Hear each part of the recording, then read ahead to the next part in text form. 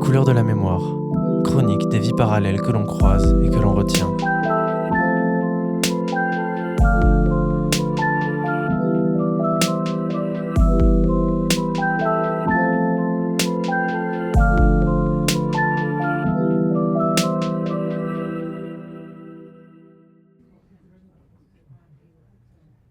Les partis politiques sont parfois plus que des véhicules pour les idées, souvent même.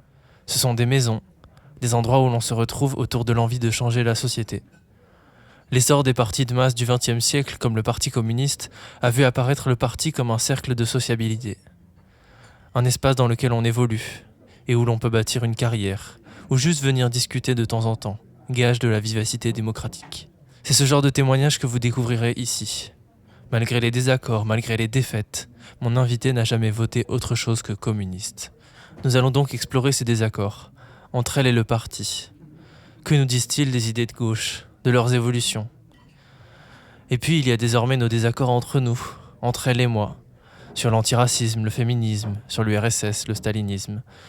Je ne les ai pas frontalement exprimés dans l'entretien car pour moi il est très important de sortir un instant du débat pour tendre l'oreille. Comprendre comment, à partir de ce que l'on a pu entendre de sa construction personnelle, se sont bâties ses idées politiques. Quelles sont les racines de ce discours, l'ambiance de l'époque ? Je pense que c'est très important pour ma génération d'entendre ce témoignage pour mieux comprendre tout ça, mieux l'accueillir et mieux y répondre aussi. Nous avons besoin d'un amour intergénérationnel, d'une solidarité qui est à la base du faire société. Soit dit en passant, c'est aussi l'occasion de se rappeler qu'il reste des personnes de plus de 50 ans de gauche et qui, malgré nos accrochages, sont encore exigeants et sensibles aux intérêts de ceux qui seront là après eux. Les couleurs de la mémoire, épisode 3, le Parti communiste français. Donc à votre retour en France après votre passage à l'ETA, c'était quoi qu'est-ce qui passait pour vous ? Alors là, je suis partie à la LCR. Ok. Je suis partie à la LCR parce que je m'étais j'avais eu une petite prise de bec avec donc les jeunesses communistes et je les trouvais trop mous. Et la LCR, je me disais voilà, c'était des gars beaucoup plus rigolos qui tapaient, qui frappaient, donc je me suis dit c'est bon. Et qui étaient beaucoup plus rigolos parce que le Parti communiste, à cette époque-là, c'était quand même... Ça commençait à s'embourber dans la dynamique de l'URSS et... Ah ben, ça, c'est pas que ça commençait, c'est que ça continuait. Ouais. Je veux dire, là, dans les années 60 et 70, le Parti communiste, quoi qu'ils en disent, était stalinien. Mais après la mort de Staline. Bah oui, Staline était mort en 52, Oui, je crois. C'est pour préciser. Oui, ils étaient toujours staliniens. Ils étaient staliniens. Et j'ai été élevée là-dedans, au Parti communiste. J'ai été vraiment élevée là-dedans. Et j'en subis encore les conséquences. Vous utilisez le mot élevé. Vous avez la sensation que ça a vraiment été un élément Oui. de votre éducation. Oui. Donc le parti avait encore cette vocation-là, c'est-à-dire d'éduquer Oui. les gens qui avaient autour d'eux. Oui. Ouais. C'est pour ça qu'il y avait des jeunesses communistes. Et c'était du matraquage tous les mercredis après-midi, là, pendant 3 heures, 4 heures, c'était du matraquage. Mais comme c'était un matraquage auquel je croyais, moi j'y suis rentrée, on m'a pas fait un lavage de cerveau pour... J'étais partie prenante. Je n'étais pas que partie pris, j'étais partie prenante. Mais ça a eu des conséquences dont je souffre, entre guillemets, encore maintenant. Qui ne me permet pas d'avoir un prisme rationnel. Ce que vous voulez dire, c'est que au moment où vous étiez dans le parti, ils ont aussi formaté, à ce moment-là vous étiez aussi une enfant, Oui. Ils ont formaté vos affects et vos émotions pour correspondre à ce qui était la situation en URSS. Oui. Ils vous ont adapté vos papilles à ce que... Ah oui, complètement. C'est ça. Complètement. Et je ne crois pas, eu égard aux âneries que je peux dire de temps en temps, je pense que je n'en suis toujours pas guérie. Et ça aussi, c'est un antagonisme C'est un peu gênant. Vous voyez, c'est comme si j'avais été élevée dans la foi catholique, que je ne sois plus du tout catholique, et que de temps en temps, il y ait une résurgence. Je pense que ça doit faire cela à des gens qui ont été élevés dans la religion catholique. Je pense qu'ils ne peuvent pas complètement s'en sortir. Sans compter que moi, j'étais toujours communiste. Je suis toujours restée communiste, en fait. J'étais toujours marxiste, j'ai toujours été marxiste, je le suis encore. Marxiste-léniniste, je le suis encore. Mais ce côté de ne pas remettre en cause Staline, même après sa mort, ça me joue encore des tours. Et je pense que votre comparaison avec l'Église, elle est très bonne. Elle montre à quel point ça façonne. Ça formate. Ouais. Ça formate. Pendant très longtemps, et en plus, mais ça s'explique. Quand on vous dit et que c'était une réalité, quand on voyait ce qu'était la presse, la radio, hors France Culture, la presse, la radio, quoi, hors France Culture, parce que là c'est autre chose, France Culture. La radio, la presse, la télévision, qui étaient propagandistes anticommunistes. Et toutes ces balivernes que tous les médias français nous balançaient, dont on pouvait avoir la preuve. Là, j'avais la preuve qu'ils mentaient. Même sur les livres d'histoire, même dans l'éducation nationale, on mentait.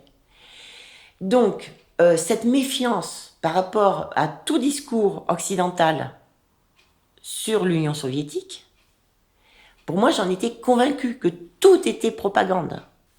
Donc, quand on me parlait des choses négatives qu'avait fait Staline, je disais, halte là, propagande occidentale. Vous voyez ? C'est ça le problème. Et c'est ça qui a fait que je n'ai pas pu véritablement en sortir.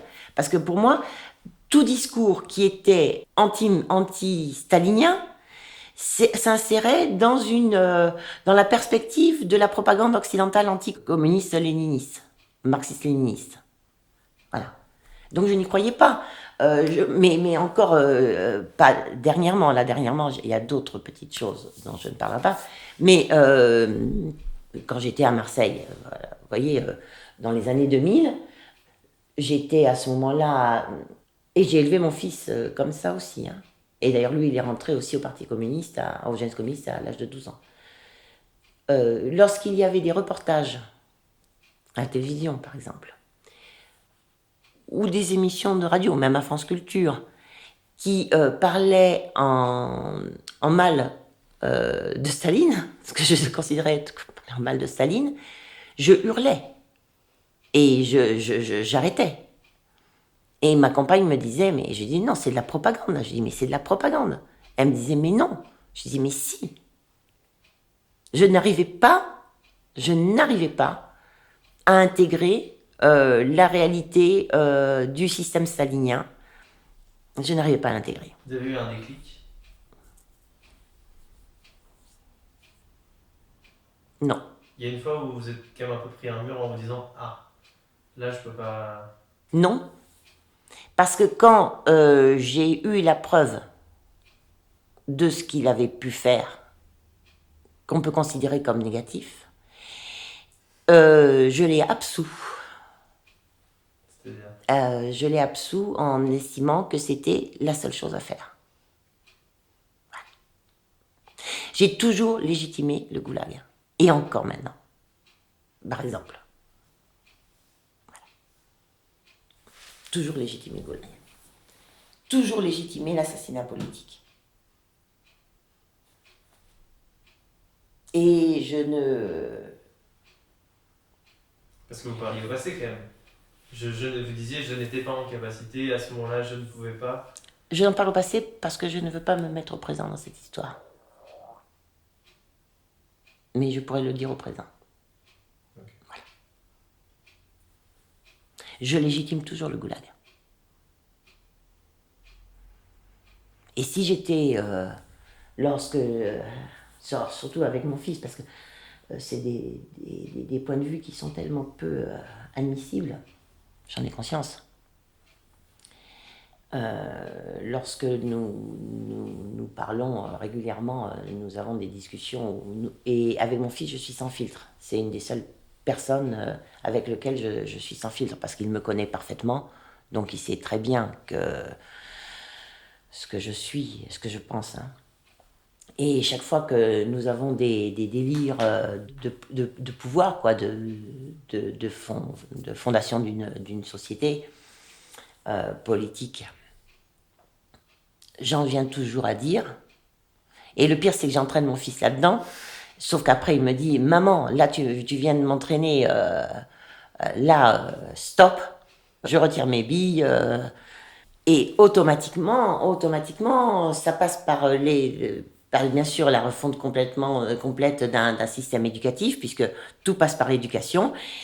Et l'éducation que je propose, comme je sais qu'il y aura toujours des personnes réfractaires, bah les réfractaires, comme dit Rousseau, on les forcera à être libres, quoi. Donc là, on les forcera à être communistes, à être marxistes. Et pour forcer quelqu'un à être marxiste, quelquefois, il n'y a que... Comme c'est quasiment impossible, c'est quoi? C'est l'enfermement ou la condamnation à mort. Et comment est-ce que vous êtes rentré en contact avec la LCR à ce moment-là? Je suis que la LCR n'était pas spécialement stalinienne. Ah non, pas du tout. Pas du tout. C'était des trotskistes. Et ça s'est bien passé avec eux? Ça s'est bien passé, oui, mais j'y suis pas resté longtemps. J'y suis resté 1 an. Ah oui. Un an ou deux. 1 an ou 2. Mais très vite, comme ils étaient trotskistes, et non pas staliniens, très vite il y a eu des failles.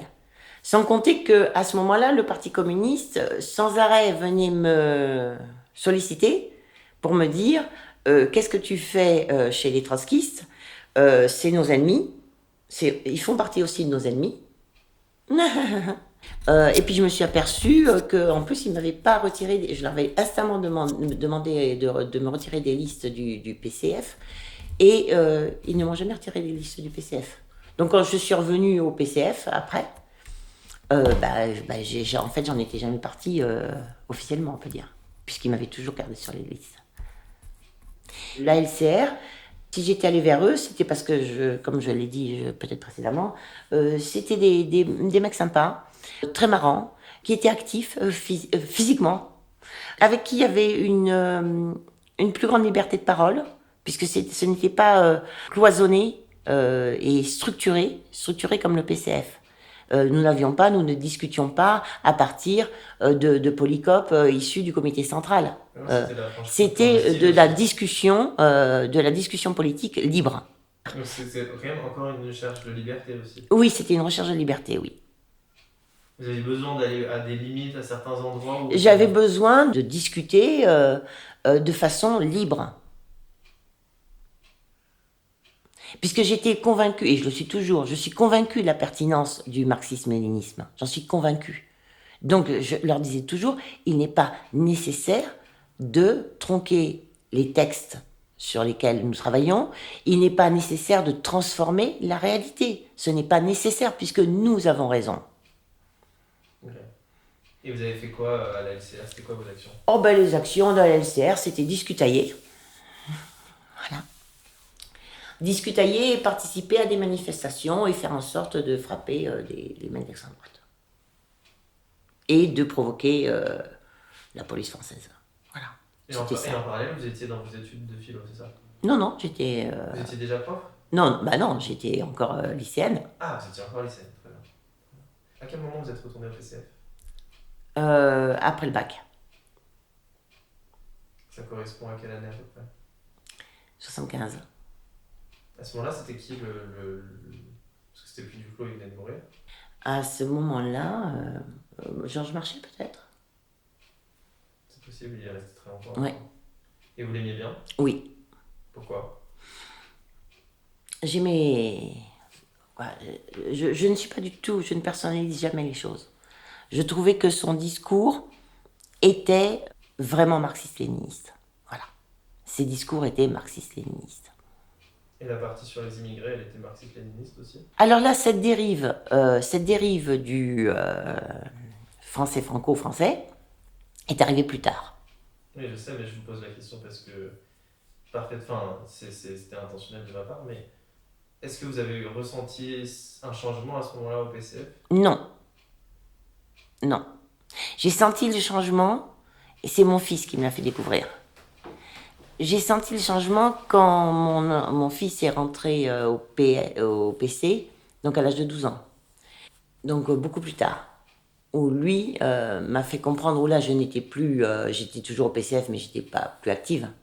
Et il m'a dit, maman, il se dit des choses au PCF. Et là, je me suis dit, bon, non, là vraiment, je suis pas d'accord avec eux. Quoi. Parce que de protectionnisme français. Parce que vous aviez conservé quand même l'internationalisme. Ah oui, j'ai toujours conservé. Toujours. Toujours. Toujours. Et donc, la lignée Marché-U, vous n'avez pas pu... J'étais quand même au Parti communiste. Ensuite, ce qui s'est passé, quand j'ai voulu être à nouveau activiste au PC, c'est lorsque je suis arrivée à Marseille. Puisque là, j'avais à Pau, là, jusqu'en l'an 2000, j'avais mes potes, j'allais aux réunions de la section, on faisait des repas, on chantait l'international, voilà, avec le litre de rouge et le sauciflard, voilà. Et alors donc quand je suis arrivée à Marseille, je me suis dit bon, il faut que je me remette parce que j'avais quitté mes potes du PC de Pau. Il faut que je reparte vers le parti à Marseille.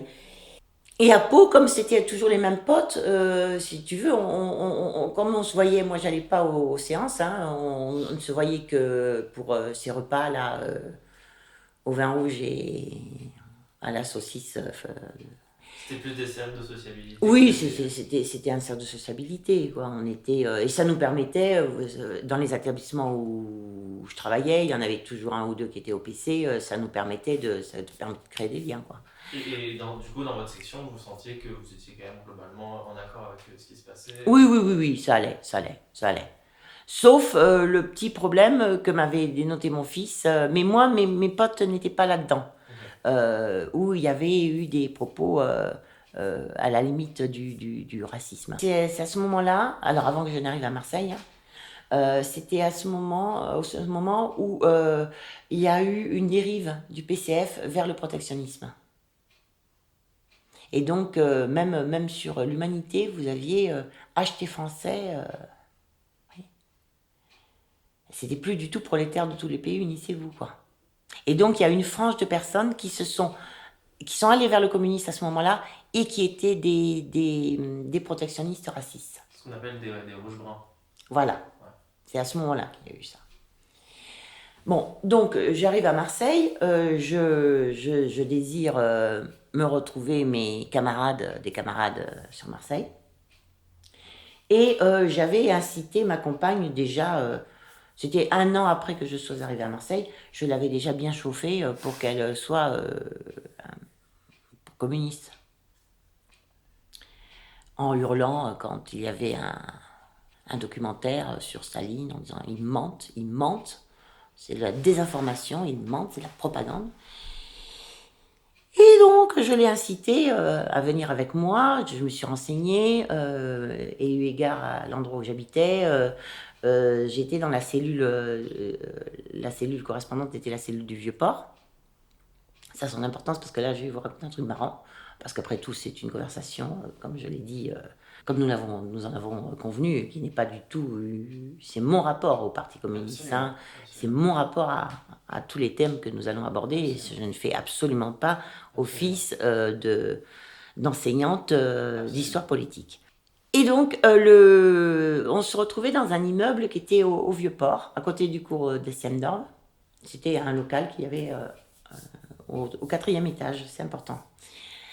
Et là, la première fois que nous y allons, avec ma compagne, moi j'étais restée toujours la faucille et le marteau, la lutte des classes, et là, je commence à en parler, et là, la chef la secrétaire de séance, là, me dit « Ah, mais non, ce n'est plus ce sur quoi nous devons travailler. » Je dis, pardon?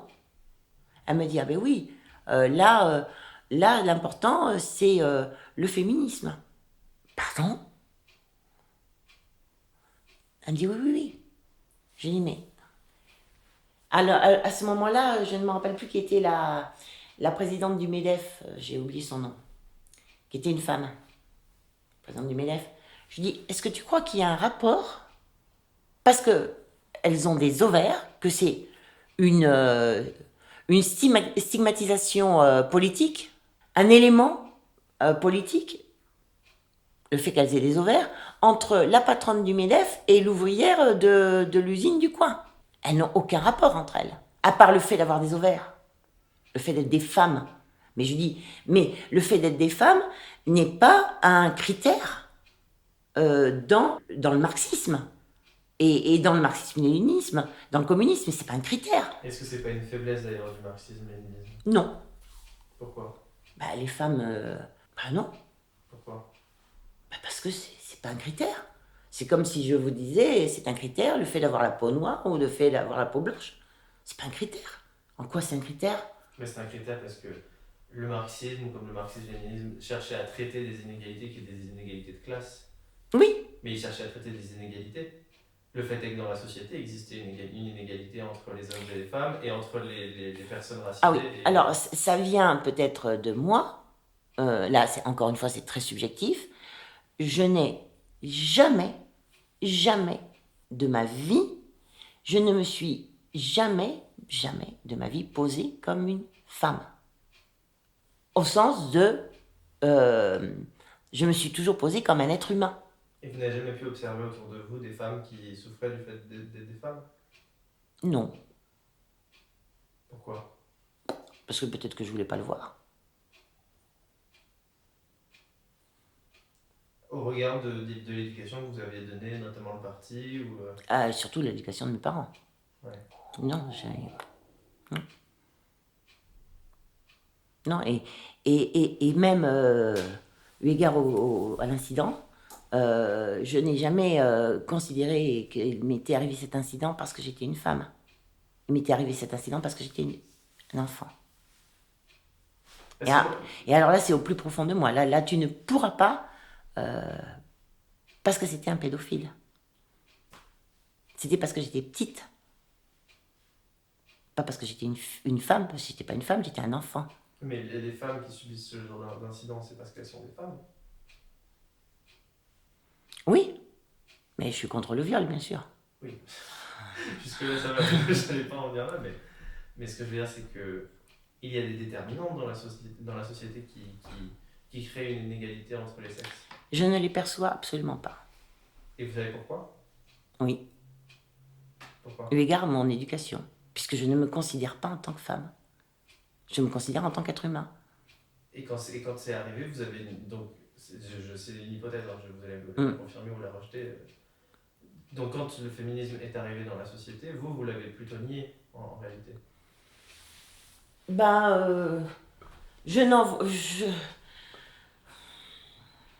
Pour vous, ça entrait en conflit avec la lecture de classe? Non, mais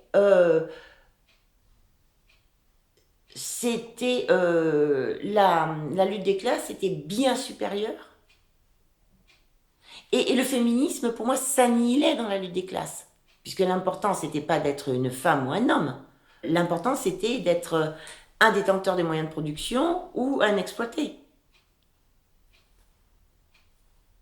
C'était ça qui déterminait les rapports humains. C'était pas le fait d'être un homme ou une femme, mais d'être un capitaliste ou un exploité. Et vous constatiez pas, notamment au PCF, des différences de traitement entre les hommes? Jamais. Jamais.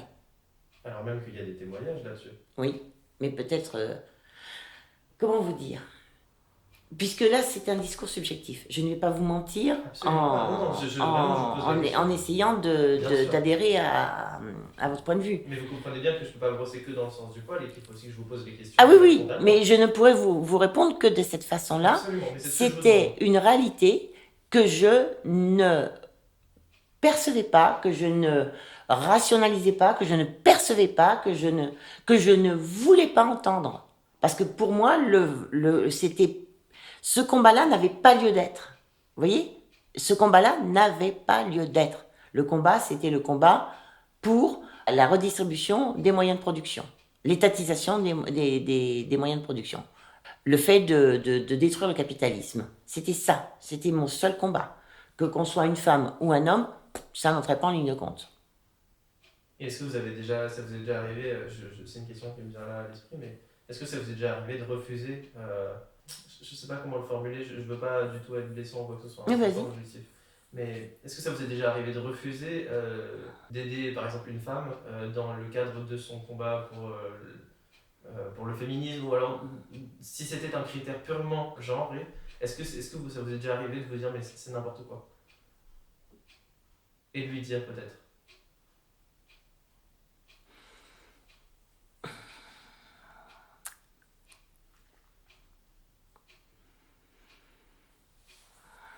Oui et non. Alors, comme là, eu égard à l'éducation que j'avais eue dans ma famille, hein, et ce que j'étais moi-même, les seules fois où j'ai lutté, les fois où j'ai lutté pour le féminisme, ce qu'on pourrait appeler pour le féminisme, j'ai lutté contre les femmes. Contre les femmes qui, par bêtise, s'inscrivaient dans un processus qui allait les mettre en état d'infériorité.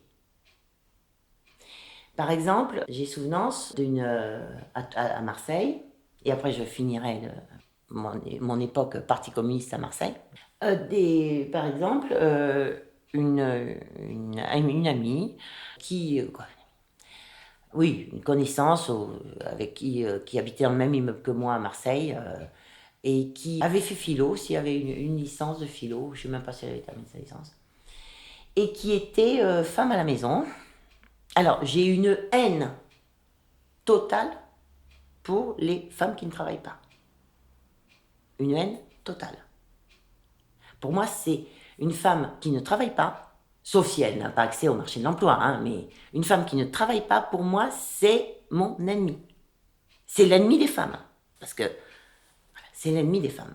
Une femme qui ne travaille pas, c'est une force réactionnaire à elle toute seule. Et cette copine ne travaillait pas, elle avait un mari ingénieur qui gagnait parfaitement sa vie, elle avait deux ou trois mômes, je ne me rappelle plus, deux ou trois garçons. Et elle était un peu barge, hein, quand même. Et son mari, bien sûr, elle devait avoir 50 ans, elle avait mon âge, on avait le même âge. Et son mari, bien sûr, s'est trouvé une collègue de 20 ans de moins que lui, qui travaillait, qui était ingénieur comme lui, et donc il a lâché sa bonne femme. Et je le comprenais tout à fait, lui. Mais elle ne l'a pas entendu de cette oreille. Et au départ, elle ne voulait pas divorcer. Donc elle était prête à accepter que son mari est une maîtresse du moment qu'elle pouvait bénéficier du salaire de son mari. En se vendant. C'est pour ça que je n'aime pas les femmes à la maison, parce qu'elles se vendent. Elles se vendent, en fait. Lui, il a obligé à divorcer. Hein. Et là, elle a fait tout un pataquès pour avoir une pension alimentaire du feu de Dieu. Et elle m'avait demandé de faire une lettre, c'est son avocat, par l'intermédiaire de son avocat, pour faire une lettre pour le juge, pour qu'il décide d'une pension alimentaire très très très conséquente. Pension alimentaire pour les enfants, là, je trouvais ça, j'ai toujours trouvé ça normal. Hein, puisque les enfants, c'est les deux. Il est normal que les deux participent financièrement, même après un divorce, à l'éducation des enfants. Mais elle voulait ce qu'on appelle une pension compensatoire, hein, dans ce goût-là.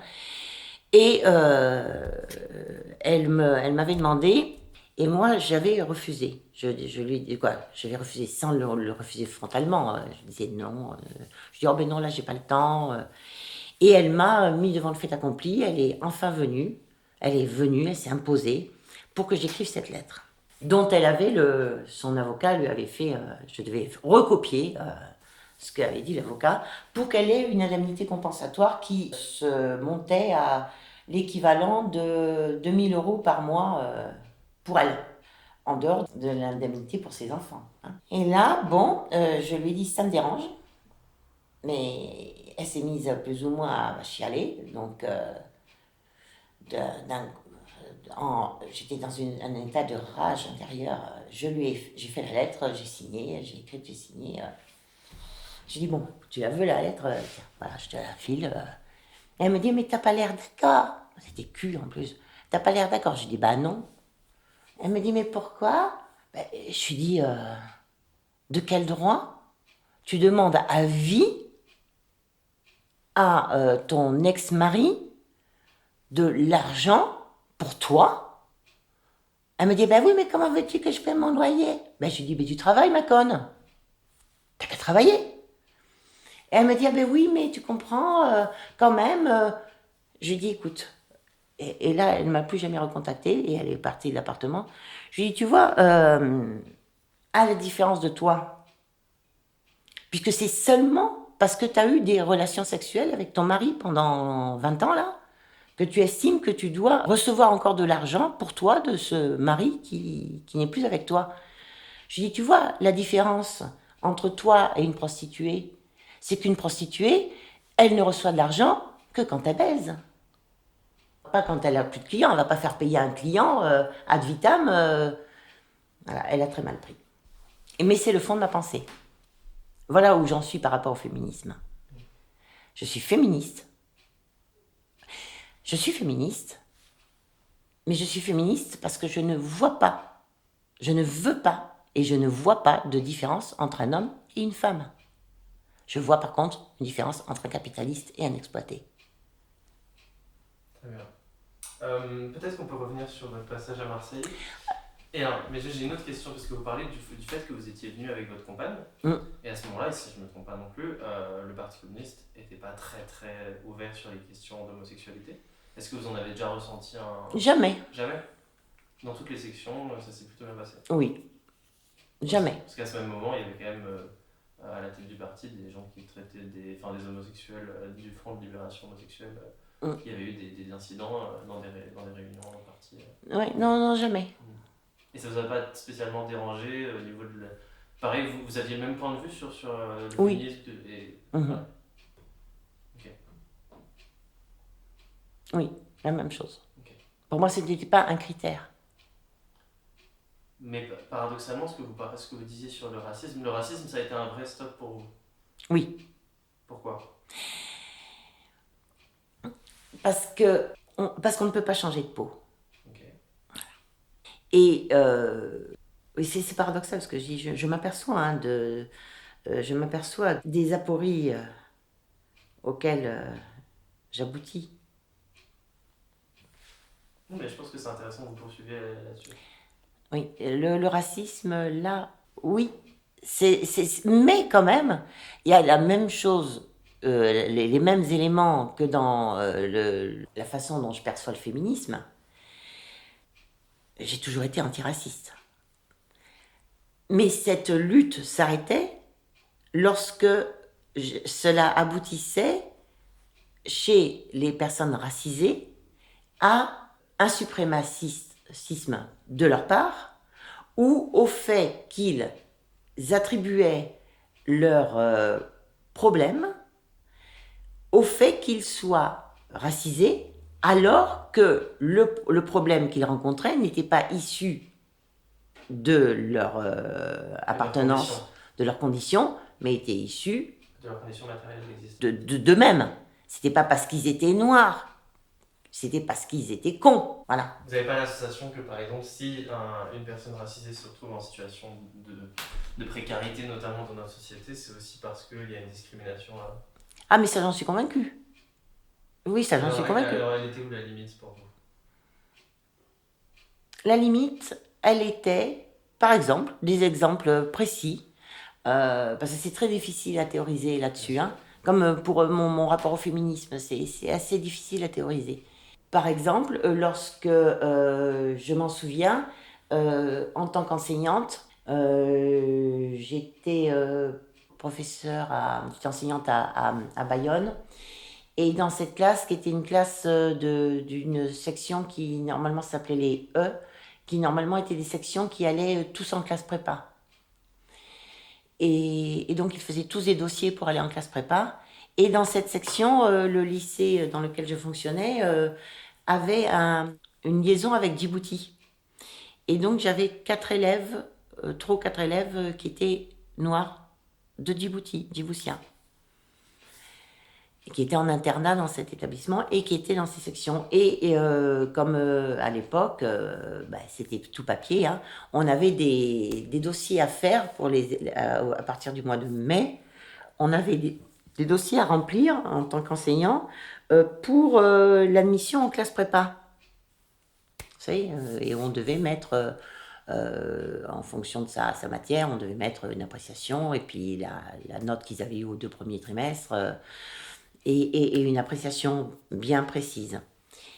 Et il s'avère que sur cette classe-là, c'était une classe de 36 à peu près. Sur cette classe-là, je devais avoir 20 élèves qui étaient pas bons en philo, quoi, qui étaient pas bons. Et puis donc 16 qui étaient soit corrects, soit vraiment bien. Il s'avère que ces 3 personnes de Djibouti, qui étaient noires de peau, n'étaient pas bons. Donc quand on m'a demandé de faire les dossiers, j'ai fait les dossiers. Et après, je devais les rendre aux élèves, parce qu'après, ils devaient les porter à chaque prof. Et je leur ai mis une mauvaise appréciation. Comme aux 20 autres qui n'étaient pas bons. Je leur distribue les dossiers et tous lisent leurs appréciations, plus ou moins contents de l'appréciation. Hein. Et eux, qui étaient parmi les élèves qui n'étaient pas bons en philosophie et sur lesquels j'avais mis une appréciation négative, j'allais pas mentir, quoi, ne serait-ce que pour eux. Pour expliquer le fait que s'ils allaient en prépa, en philo, ils seraient, à moins des miracles, ils avaient du mal, qu'il fallait porter attention à leurs failles, en philo. Et là, comme ils étaient toujours tous les 3 ou 4 là ensemble, ils se sont montrés leurs dossiers, c'était des dossiers roses, je m'en souviens, ils se sont montrés leurs dossiers et il y en a un qui a levé la main et qui m'a dit « Madame, vous êtes raciste ». Je lui dis « Pardon ? Pourquoi ?» Il me dit « Parce que là, tous les 4, on a des appréciations défavorables. Et vous nous avez mis ces appréciations défavorables parce qu'on est noir. » Là, j'ai cru que j'allais le tuer. Et là, j'ai dit une phrase que je n'aurais pas dû dire. Vous avez dit quoi ? J'ai dit, si je vous ai mis ces appréciations-là, c'est pas parce que vous êtes noir, c'est parce que vous êtes con.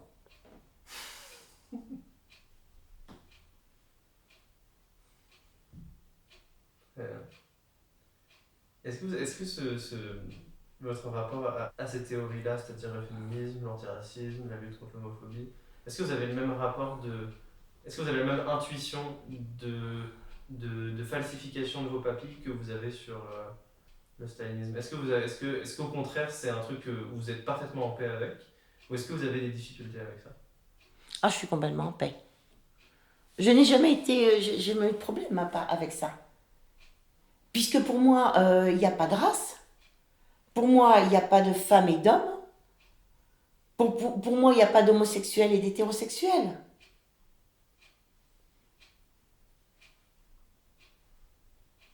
Et est-ce que vous avez conscience que c'est un certain rapport que vous avez pu développer, notamment avec votre éducation, c'est ce que vous dites ?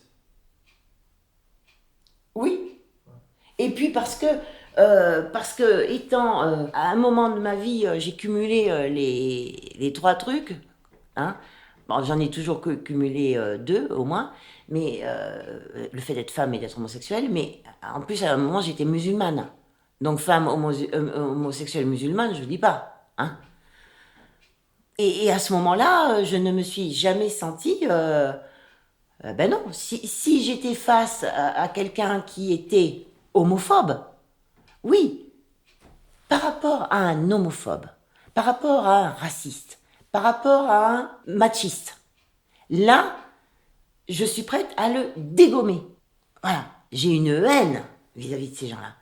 Mais, pour autant, j'estime que, en tant que féminine, moi, femme, moi, homosexuelle, moi, musulmane, je n'ai pas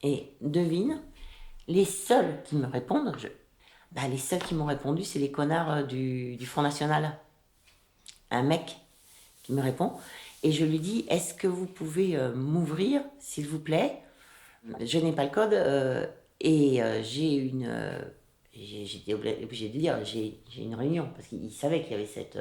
je savais pas encore que c'était le mec du Front National. Donc, et là, quand je lui dis, c'est une réunion, il me dit, à l'interphone, il me dit, sale connasse de communiste, non, reste dehors, je t'ouvrirai pas, connasse de communiste, sale communiste. Je me dis, oh merde. Et personne d'autre ne répondait. Et j'attends quand même, en me disant, peut-être qu'il y a quelqu'un qui va sortir. Et c'est lui qui sort pour promener son clébard. Et là, moi, j'étais devant la porte. Et là, il sort, il me dit, je rentre. Il me dit, ah oui, vous êtes là. Et là, il m'engueule en gueulant. Et là, devine ce que je lui dis, et ça a marché. Je lui dis, mais pardon, monsieur. Je lui dis, je vois que vous êtes de mes amis.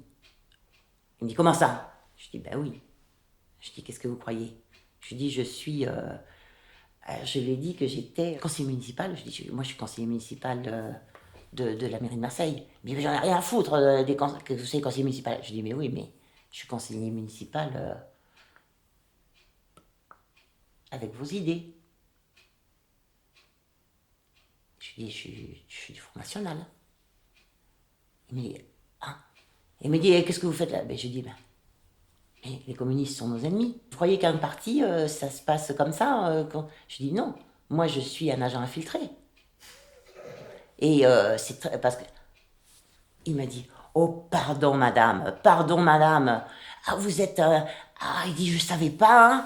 Oh je savais pas hein, qu'on faisait comme ça, que les conseillers municipaux du Front National, ils faisaient comme ça. Il me dit oh mais c'est une bonne idée. Hein. C'est une bonne idée. Vous allez. J'ai dit oui. Et il m'a laissé rentrer. Et quand je suis arrivée dans le truc, j'étais en colère contre déjà que je m'étais fait insulter au départ et j'étais en colère. J'aurais dit écoutez là, vous allez arrêter. Là, je vais noter votre code. Je dis quand vous pensez que j'ai été obligée pour entrer dans votre foutue réunion de merde avec le code là, avec la date de Staline plus 3 moins 2 multiplié par 8 là, que j'ai dû dire à quelqu'un que j'étais du Front National. Je dis pour moi ça m'a écorché toute mon âme de devoir dire ça. Voilà. Ça, c'était l'anecdote après, on en a ri. Et vous êtes resté combien de temps après? Là, j'y suis resté même pas un an. Après, j'y suis resté même pas un an. Parce que c'était pas du tout. Là, c'était mou, c'était... Mais il n'y avait plus de lutte des classes qui tenait la route. Non, ça ne m'intéressait pas du tout. Ok. Et du coup, après ça, est-ce que vous avez retrouvé un parti ou c'était... Je suis toujours, pour moi, je suis toujours au Parti communiste. Ok. Mais vous êtes plus juste active? Je suis plus active. Okay. Je ne vais plus aux réunions. Voilà. Est-ce que vous allez continuer à voter communiste? Toujours. Toujours? Toujours. Jamais autre chose? Sauf quand il n'y avait pas de candidat communiste. Dans ce cas-là, je votais LCR ou Lutte ouvrière. Mais vous n'avez jamais voté, par exemple, quand ils ont fait l'alliance en 2012 et 2017, vous n'aviez pas voté Mélenchon avec le Parti communiste? Non. Parce que Mélenchon était candidat communiste à ce moment-là. Je ne sais plus. Je te dis, j'ai toujours voté. Ouais, voilà. Je ne sais pas. J'ai toujours, je te dis, quel que soit, parce que moi, je m'en fous des hommes, des individus. J'ai toujours voté communiste, quel que soit celui qui représentait. Si le Parti communiste s'alliait, si le Parti communiste était allié au Front National, là, j'aurais pas voté. Mais si le Parti communiste, comme ça lui arrivait, se dégage en disant, nous, on reporte, là, je votais pour... Donc vous avez gardé une discipline toujours? Toujours. J'ai toujours voté communiste. Et quand il n'y avait plus de représentants communistes, je ne votais pas. Ma dernière question, pour qu'on clôture un peu ce truc-là, c'est finalement, vous avez quand même toujours gardé un rapport qui est un rapport très... vous avez toujours considéré le Parti communiste comme un cadre dans lequel vous avez évolué, même quand vous étiez en désaccord avec lui. Oui. C'est-à-dire que vous avez cette sensation que vous avez un affect plus puissant qu'une appartenance d'idées. Parce que le Parti communiste n'est plus marxiste-léniniste maintenant. Il est en vous. Il est en moi. Est-ce que vous avez la sensation que vous êtes resté aussi pour le parti? Oui. Pour qu'il y ait toujours des marxistes-léninistes au Parti communiste. Que ça reste, voilà, par moi, bêtement, quoi, je veux dire, parce que je suis qu'une millième de goutte d'eau dans ce petit verre à liqueur qu'est le Parti communiste en France. Donc, voilà, mais dire, voilà, je dis toujours que je suis communiste, en préalable à tous les discours que je peux faire, parce que pour moi, c'est ça le communisme. Quels que soient les parcours sinueux par lesquels passe le PCF, par lequel est passé le PCF. Donc, c'est un enfin, ça change. Ah oui, ça ne peut pas changer. Parce que, pour moi, c'est ça. Je suis le Parti communiste à moi toute seule, vous voyez, quelque part. Je préserve ça. Je suis toujours marxiste-léniniste. Fervente admiratrice de l'ex-URSS. À ce propos-là, quand le mur de Berlin a été abattu, bon, déjà, Gorbatchev passait mal chez moi. Gorbatchev passait très très mal. Et quand le mur de Berlin a été... et que ça a été la fête, je m'en souviens, j'étais chez mes parents. Là, on avait passé la soirée chez mes parents, mon fils était petit. Hein. Et après, d'ailleurs, je devais sortir. Et ça a été l'explosion de joie dans ma famille. Je m'en souviens, mon père qui était fou de joie. Il n'était pas anticommuniste, hein, mais il était fou de joie en disant ça y est, l'Europe... Et tout le monde, je ne connaissais personne. Et moi, je sais que j'ai passé ma soirée à régulièrement aller aux chiottes pour pleurer. Et je revenais en essayant de faire bonne figure parmi tous ces gens qui faisaient la fête. Et pour vous, donc, le parti, c'était aussi un cadre qui était rassurant? Parce qu'ils sont pas tombés. Comment ça? Ce que je veux dire par là, c'est que malgré le fait que le mur de Berlin soit tombé, malgré que le temps passe, malgré que les choses évoluent, le Parti communiste, c'est resté un cadre pour vous. Oui. Et c'était resté un cadre rassurant. Oui, rassurant. Ouais. Rassurant. Mais j'ai été totalement anéantie par la chute du mur de Berlin. Anéantie. Parce que je me dis, ça y est, c'est la fin. C'est complètement la fin de l'URSS. C'est la fin, c'est fini. Et c'était le cas de milliers de communistes. Ça a été aussi une chute pour plein. Et même pour le parti, en réalité aussi. Ça a été catastrophique. Pour moi, ça a été catastrophique. C'était catastrophique. Ça a créé des disputes dans le parti? Ben non, parce que en fait, je me suis aperçue que très vite c'est devenu un sujet tabou. Et là, ils ont changé de cap très vite. Très vite. Très vite, ils ont dit, ah oui, c'est une bonne chose. Parce que le national a repris le pas sur l'international. Ouais. Et là, d'un seul coup, l'URSS alors là, l'URSS de Staline, là, elle était complètement mise aux oubliettes. Hein. Et c'était très bien que le mur de Berlin... Et ça ne vous a pas démotivé? Ben non, parce que je me suis dit, moi, je suis détentrice de la vérité. Ceux qui sont dans l'erreur... Mais c'est pas pour autant que je vais abandonner ce parti. C'est votre maison? Le Parti communiste? Ouais, quelque part. C'est plutôt mon espoir.